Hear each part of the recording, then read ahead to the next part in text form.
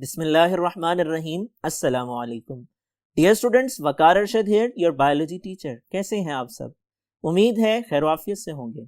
आइए चलते हैं बोर्ड की तरफ, लेक्चर को डिस्कस करते हैं। Dear students, recall your memory. Previous lectures में चैप्टर कंप्लीट हो चुका है। आज हम डिस्कस करने जा रहे हैं एक्सरसाइज को। एक्सरसाइज इंपॉर्टेंट होती है और एक्सरसाइज का आगाज करते हैं दिए गए क्वेश्चन से, जो कि लॉन्ग क्वेश्चंस और शॉर्ट क्वेश्चंस की फॉर्म में है। आइए देखते हैं। डियर स्टूडेंट्स, पहले लॉन्ग क्वेश्चंस हैं। लॉन्ग क्वेश्चंस में सबसे पहला सवाल क्या है? How do different parts of plant body exchange gases with environment?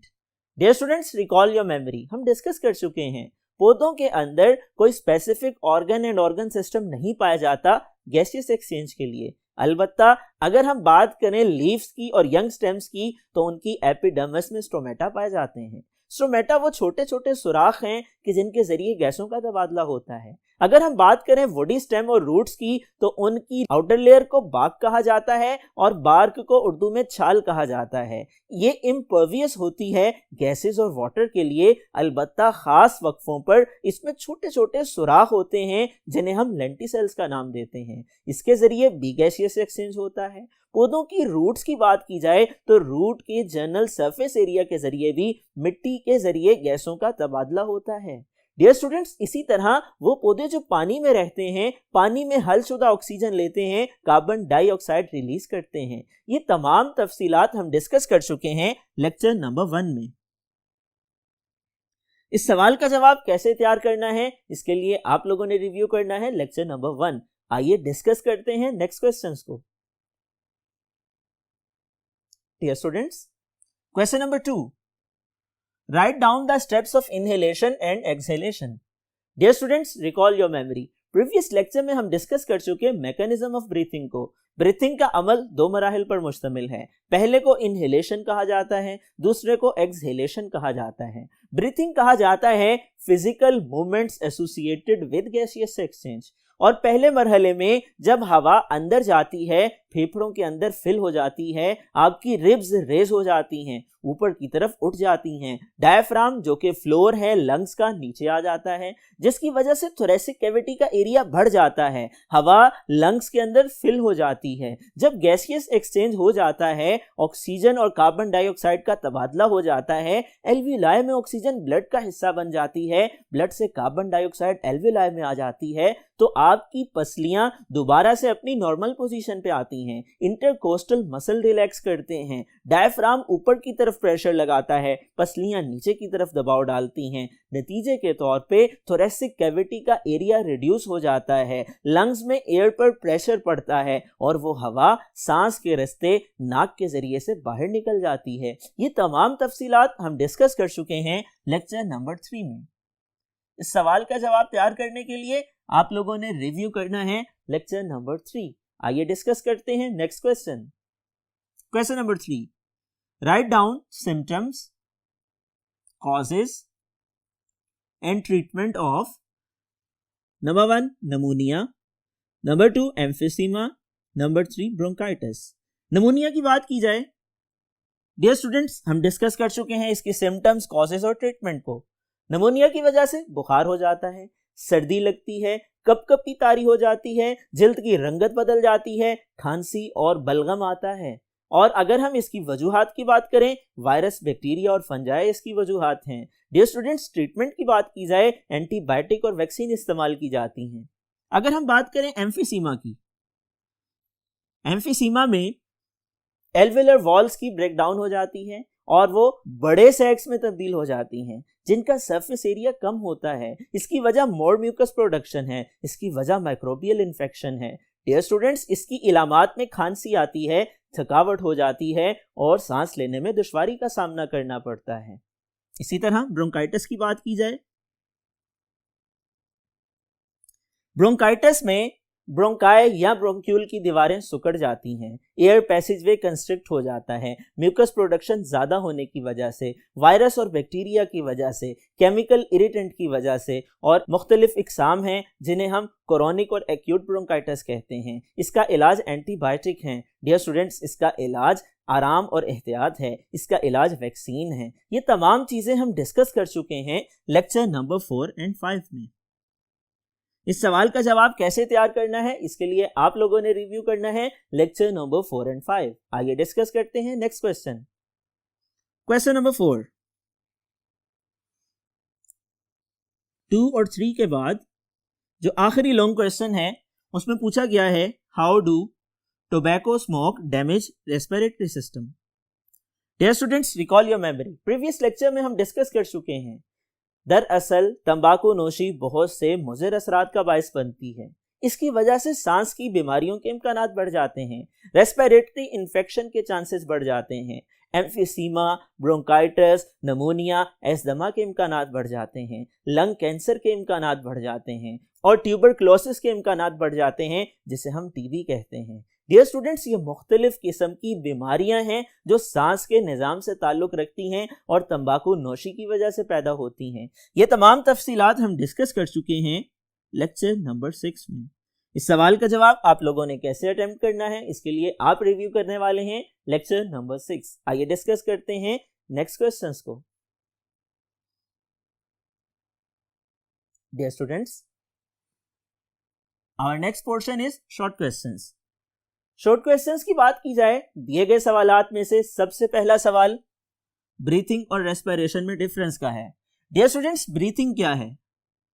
Breathing की डेफिनेशन आप लिख सकते हैं, physical movements associated with gaseous exchange. Breathing के बारे में आप लिख सकते हैं, it is a mechanical and physical process.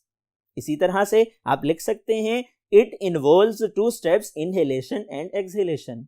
Respiration की बात की जाए, it is cellular energy yielding process. It involve mechanical and biochemical process. Dear students, ये तमाम चीजें हम डिस्कस कर चुके हैं लेक्चर नंबर 1 में। इस सवाल का जवाब आपने कैसे तैयार करना है, इसके लिए आप रिव्यू करेंगे लेक्चर 1 और 3। लेक्चर नंबर 3 में जहां हमने मैकेनिज्म पढ़ा था, वहां ब्रीथिंग की डेफिनेशन पढ़ी थी। इसी तरह लेक्चर 1 में भी ब्रीथिंग की डेफिनेशन पढ़ी थी। ब्रीथिंग और रेस्पिरेशन में जब भी फर्क आएगा, आप 2 पॉइंट्स बनाकर लिखेंगे। पहले मरहले में आप लिखेंगे इनकी बेसिक डेफिनेशन, दूसरे मरहले में आप लिखेंगे ब्रीथिंग के 2 स्टेप्स हैं, जबकि रेस्पिरेशन की 2 इकसाम हैं, एक को एरोबिक, एक को एनारोबिक कहा जाता है। आइए डिस्कस करते हैं next question.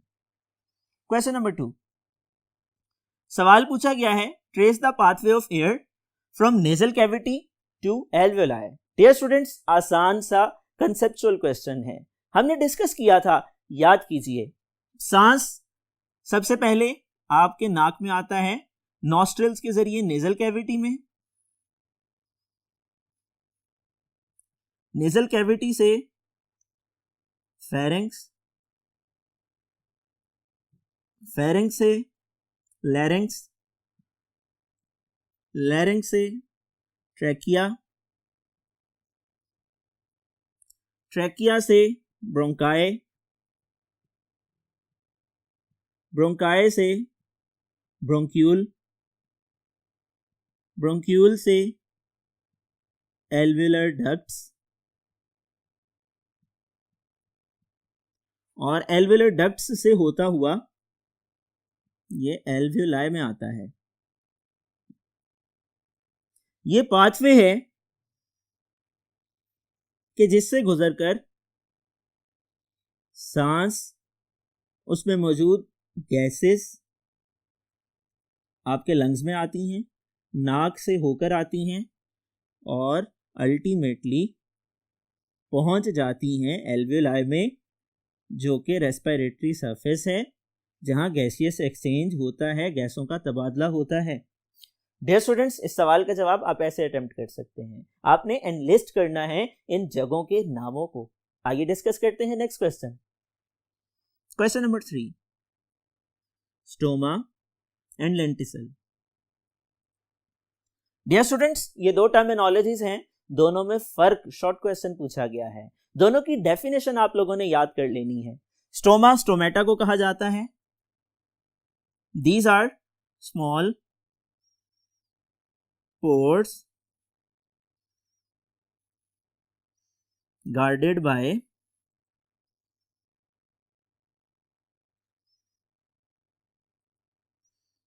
two guard cells. Stoma के बारे में आप लिख सकते हैं ये छोटे सुराख हैं जिनके इर्द गिर्द दो गार्ड सेल्स होते हैं. इसके साथ आप ऐड कर सकते हैं present in the epidermal layer of tissues. इसी तरह लेंटिसेल की बात की जाए, लेंटिसेल की डेफिनेशन आप यूं लिख सकते हैं. डियर स्टूडेंट्स, आप लिख सकते हैं bark of woody stems and roots are impervious to gases and water, but there are certain pores through which gaseous exchange takes place. These are called lenticel. आप lenticel की डेफिनेशन यूं लिख सकते हैं. डियर स्टूडेंट्स, ये आज का हमारा लेक्चर था. आज हमने एक्सरसाइज में दिए गए क्वेश्चंस को डिस्कस किया. हमने लॉन्ग क्वेश्चंस को डिस्कस किया और उसके साथ साथ शॉर्ट क्वेश्चंस को डिस्कस किया.